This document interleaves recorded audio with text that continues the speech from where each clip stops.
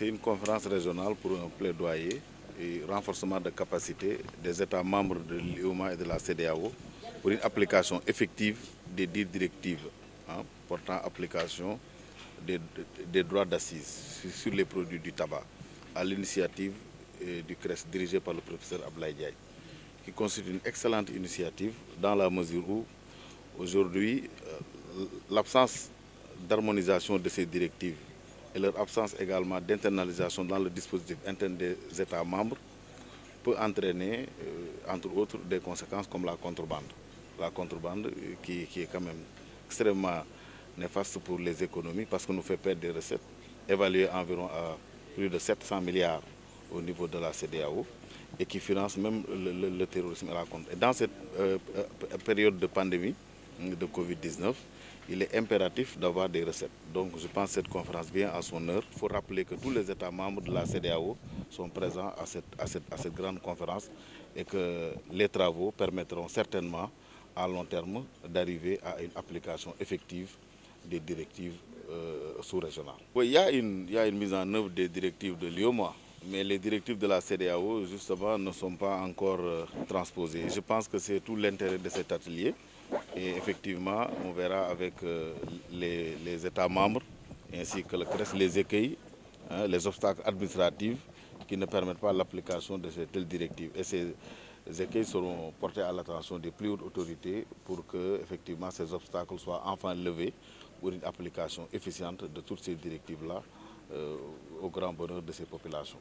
Parce que je vous rappelle que le tabagisme est un fléau dangereux effectivement pour la population et pour lutter contre ce tabagisme-là, les armes les plus efficaces d'après l'OMS, c'est la taxation. Maintenant, cette taxation-là couplée à la traçabilité et une lutte efficace contre la contrebande nous permettra de réduire de manière drastique la consommation de tabac, surtout pour la population jeune. Et la contrebande finance en partie le terrorisme.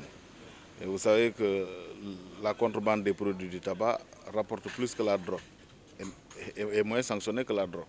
Donc vous voyez, si on vous prend en tant que contrebandier, vous courez moins de risques que si on vous prend avec de la drogue. Et c'est un commerce plus lucratif. Donc vous voyez un peu les effets néfastes de la contrebande. Maintenant, pour juguler ces contraintes, pour juguler cette problématique, le CRES, sous l'égide du professeur Ablaye Diagne, nous propose des solutions pragmatiques, sur l'harmonisation. Parce que je pense que le grand défi, c'est l'harmonisation. Maintenant, je disais tantôt que cette harmonisation des politiques fiscales au niveau de la CEDEAO, couplée à une traçabilité et une lutte efficace contre la contrebande, permettra définitivement de régler quasiment cette problématique de contrebande et par ricochet de réduire drastiquement la consommation des produits du tabac, surtout pour la population juvénile. Dans les pays africains, il y a beaucoup d'obstacles, de contraintes en matière de lutte contre le tabagisme. Mais nous avions identifié une solution qui est en mesure de résoudre beaucoup de problèmes. Cette solution, c'est l'application d'une fiscalité qui permette une augmentation régulière et significative des prix des produits du tabac. Parce que si les prix augmentent, il y a beaucoup de fumeurs qui soit décrochent, soit réduisent leur consommation.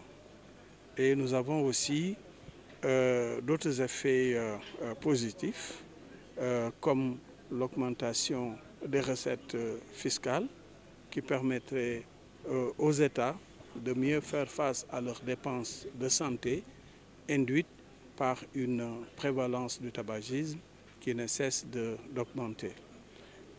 Donc, nous avons estimé qu'il est important de soutenir ces États pour avoir un cadre réglementaire favorable à l'application d'une fiscalité forte. Et ce cadre réglementaire a été adopté. Ce sont les directives régionales de la CEDEAO et de l'UEMOA, surtout la directive de la CEDEAO. Mais pour mettre en application ces directives, il y a aussi des obstacles qu'il faut franchir.